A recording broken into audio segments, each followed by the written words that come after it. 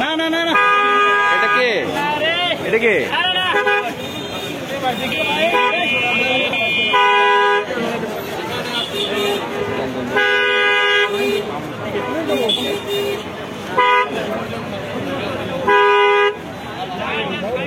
সালাম আলাইকুম।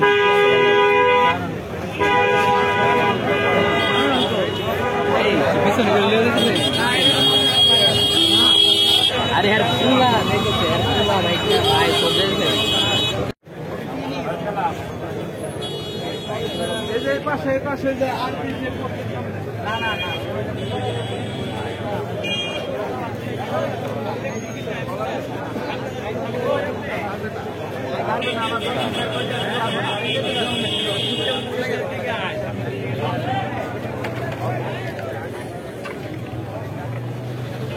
ya tapi tanggal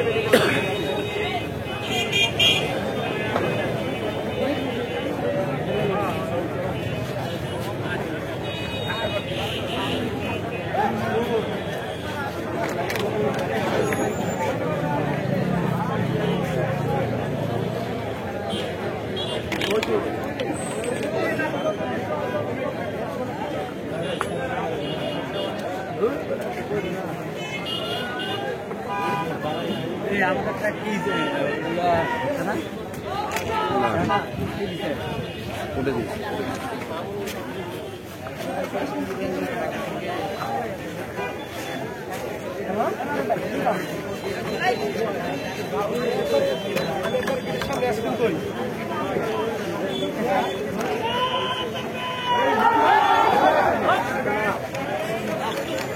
যা পাবলিক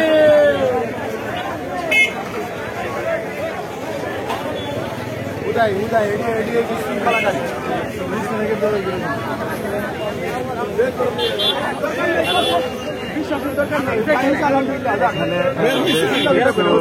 প্রচুর জনতা তারা অনেকেই বলছে যে সরাসরি দেখছে।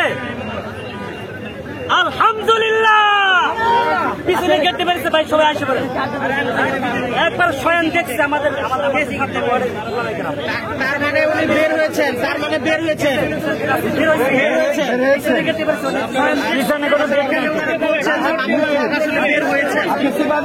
নিশ্চিত নিশ্চিত ভাই নিশ্চিত। আরে পিছনে কোনো গেট নাই,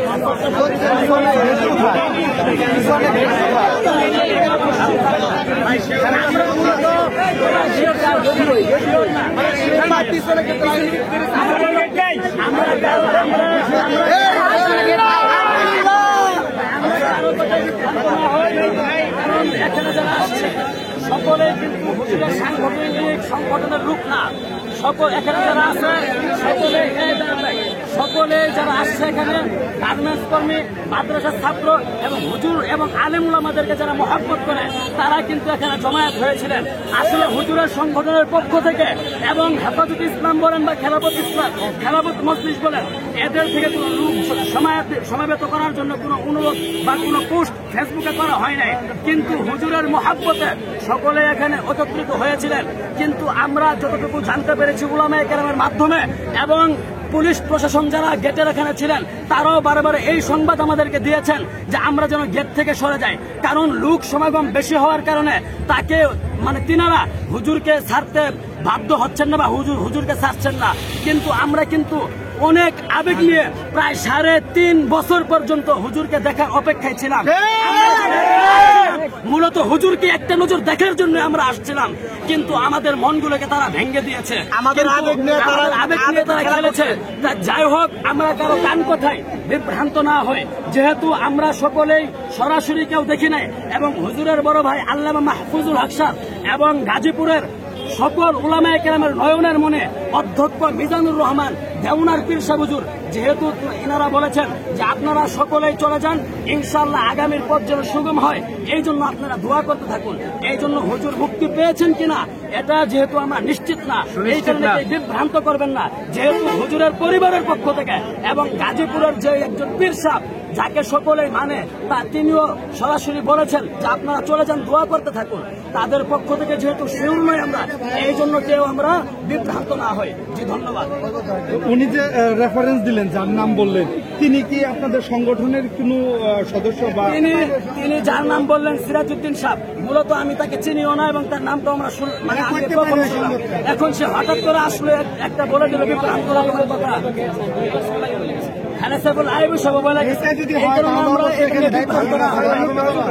এই লোকটা অযথা কথা বলছে, বিভ্রান্ত করা।